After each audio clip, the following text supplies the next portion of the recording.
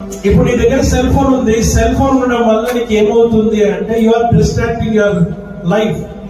నీ యొక్క లైఫ్ ని ఏం చేసుకుంటున్నావు అంటే నడవాల్సిన మార్గంలో నువ్వు నడవకుండా ఆ సెల్ ఫోన్ ద్వారా నువ్వు ఇంకో మార్గంలోకి వెళ్ళిపోతున్నావు. ఆయన ఉన్నాడు, నేనే మార్గమును, నేనే సత్యమును, నేనే జీవమును, నా ద్వారానే తప్ప అన్నాడు ఆయన. ఆయన మార్గంలో ఉండాల్సిన నీవు ఎక్కడున్నావు అని అంటే ఆయన మార్గంలో నువ్వు లేవు.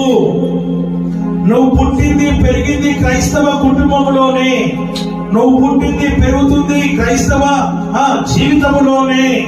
కానీ పేరుకు మాత్రమే నువ్వు క్రైస్తవుడివి, కానీ నువ్వు నిజమైన క్రైస్తవుడివి కాదు, నువ్వు నిజమైన క్రైస్తవురాలివి కాదు.